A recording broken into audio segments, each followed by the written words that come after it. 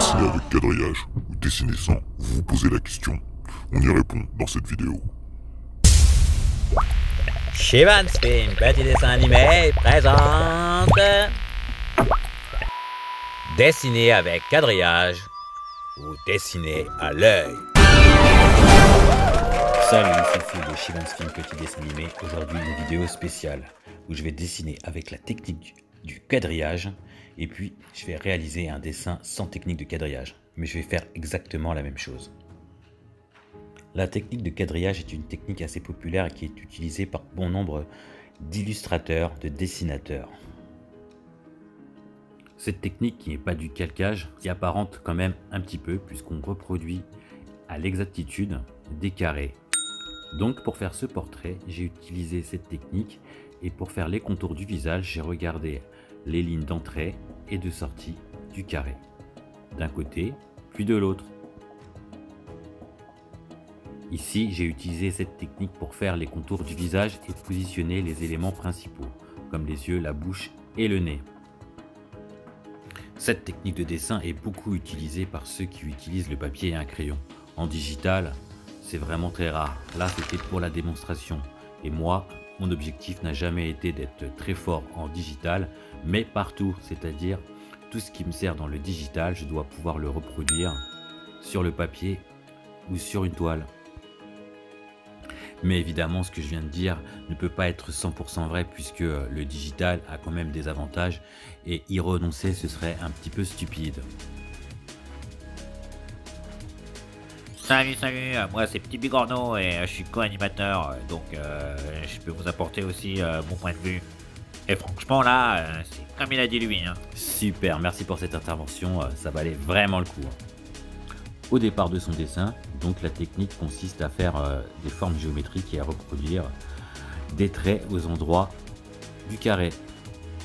Lorsqu'on a identifié le bon carré, on peut aussi de cette manière placer ses ombres. C'est beaucoup plus simple, donc on regarde bien la zone correspondant au carré et on reproduit l'endroit où on devra ombrager, puis aussi poser sa lumière. C'est de cette manière qu'on aura son dessin le plus ressemblant. Ouais, donc au lieu de reproduire globalement un dessin, on reproduit plusieurs carrés. Ce qui peut sembler plus difficile, mais en fait, c'est plus simple. Ouais, tout à fait ce que je viens de dire. Dans cette vidéo, pour notre petit duel, on va s'amuser à scinder l'écran en deux pour montrer à droite et à gauche comment le dessin évolue. Comme le dessin a pris beaucoup moins de temps avec la technique sans quadrillage, j'ai commencé la vidéo sans quadrillage un peu plus tard. Ah, ici Hulk, le cousin d'Hulk. Vous parlez de versus, le combat, le duel de dessin et finalement, il n'y a qu'un dessin, il y a un mensonge sur la marchandise. Eh oh, du calme, j'ai dit que ça allait arriver, mais après, on commence d'abord par ce dessin, on voit un petit peu comment il évolue, j'explique le principe du quadrillage, et après, on met les deux dessins en opposition et on voit comment ça se passe. Mais j'aimerais apporter une petite précision en fait sur ce duel, où en fait j'ai utilisé la technique de quadrillage pour commencer un dessin, et puis l'autre technique consiste vraiment à essayer de reproduire à l'œil le dessin. Ouais, mais pourquoi t'as changé de méthode en cours de route? J'ai pas changé de méthode en cours de route, j'ai fait deux dessins différents. En fait, j'arrivais pas à obtenir un résultat satisfaisant avec la première méthode. Et puis surtout, j'ai arrêté pendant très longtemps ce dessin, j'ai voulu le reprendre et je me suis dit non, ça fonctionne pas, je repars de zéro. Et il y a un point important dans ce versus, c'est l'envie. Donc là, ça commence, l'autre partie. Vous voyez que j'attaque directement avec des formes, des couleurs, des aplats. Dessiner est un plaisir et en fait, on doit choisir la méthode qui nous convient le mieux. Lorsque je dessine avec l'aide d'un quadrillage, je n'ai pas l'impression de dessiner en fait.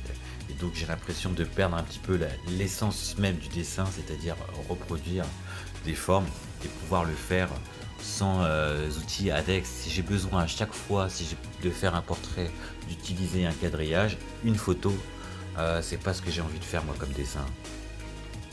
Mais franchement, tout ça c'est vraiment très personnel, puisque le résultat de la technique du quadrillage apporte ses fruits.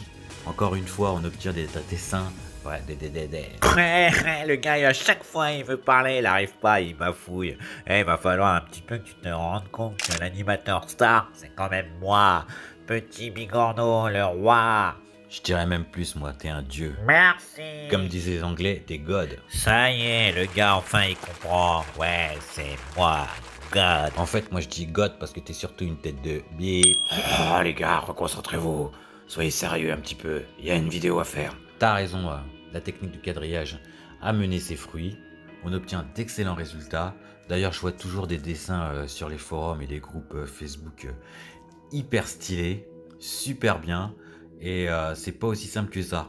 Et là, la technique que j'utilise, elle n'est pas vraiment la technique de quadrillage. C'est un appui. Pour aller jusqu'au bout, il faut vraiment faire du copiage 100% et tout recopier jusqu'au moindre détail avec un carré par carré. Ouais, pas très forcé cette phrase-là, mais bon, allez, ça passe. Pour faire le petit versus quadrillage dessiné à l'œil nu, on voit bien dans le dessin dessous que j'ai dû me reprendre à quelques fois pour placer les yeux. J'ai même coupé et collé l'œil pour le replacer.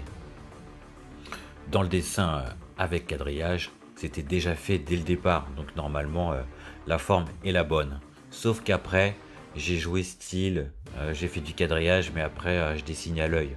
Donc finalement aussi pour l'iris et l'œil à l'intérieur de l'œil, la pupille. Il a fallu aussi que j'y revienne à plusieurs fois pour bien la placer.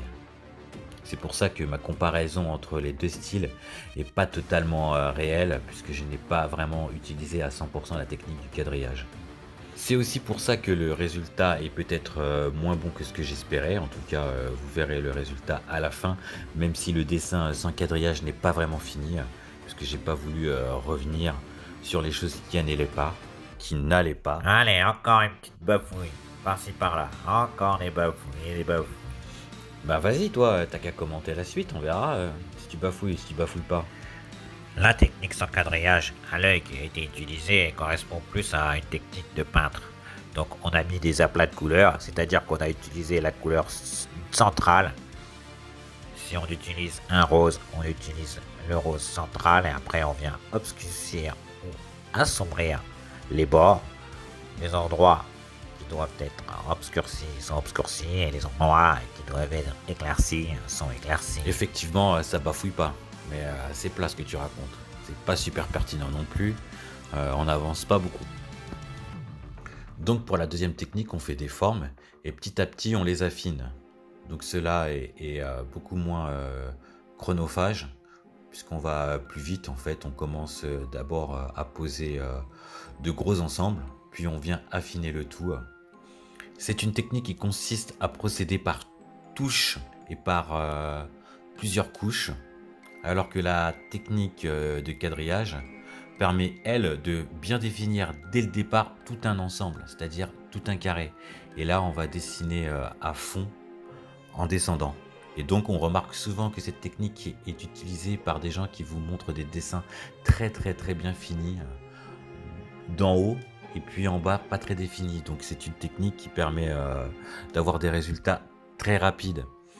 Sur un carré, on définit l'ensemble et on passe à d'autres carrés. Et on va comme ça jusqu'à la fin. Donc en fait on s'attaque plus à des zones de dessin. Quand je dis carré par carré, c'est plus une zone de dessin. Donc on va aller de droite à gauche, de haut en bas. La technique du peintre à droite est plus par tâtonnement en fait. On y va d'abord avec un ensemble de couleurs. Puis on affine avec les ombres. La forme, on la rectifie. On mesure à l'œil. Et quand je dis à l'œil, en fait, c'est pas exact. Il y a des techniques pour ce faire. Moi, comme je disais un petit peu au départ de la vidéo, les techniques qui m'intéressent, c'est celles que je vais pouvoir reproduire quand je vais retourner à la peinture ou sur le papier.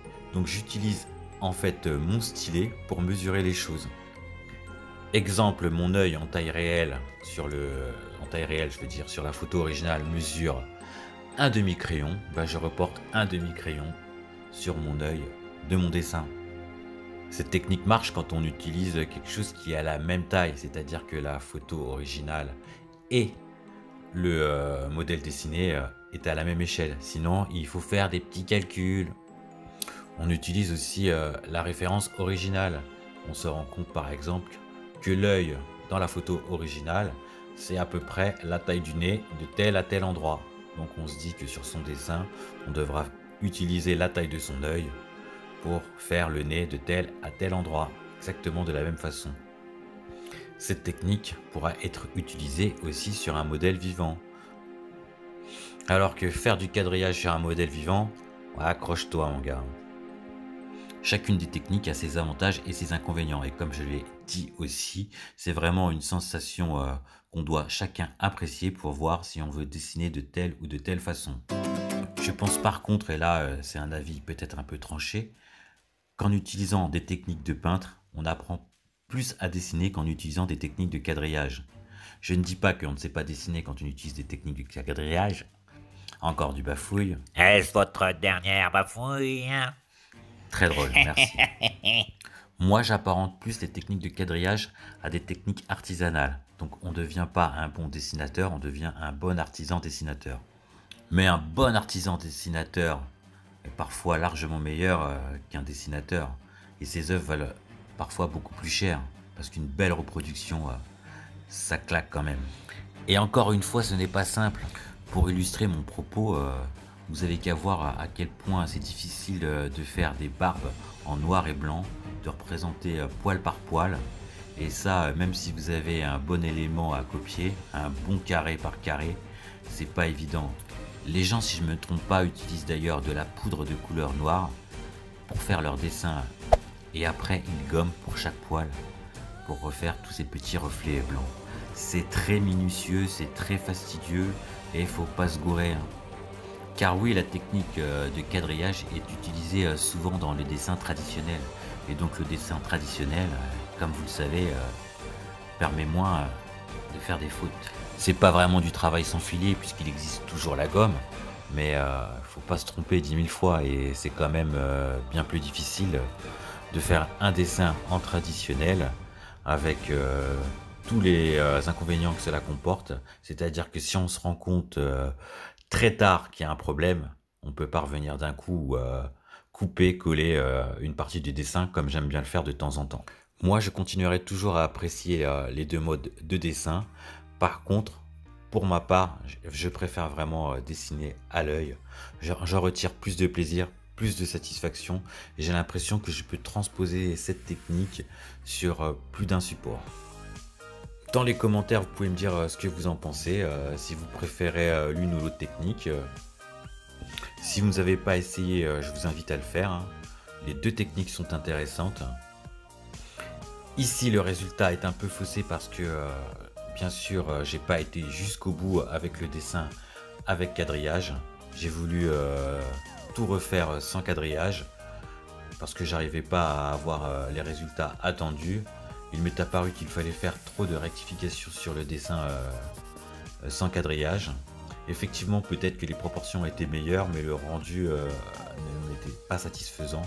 Donc j'ai voulu tout refaire pour garder l'esprit du dessin, que le dessin est une âme. J'ai l'impression que dans l'autre technique, j'ai réussi cela, à donner une âme.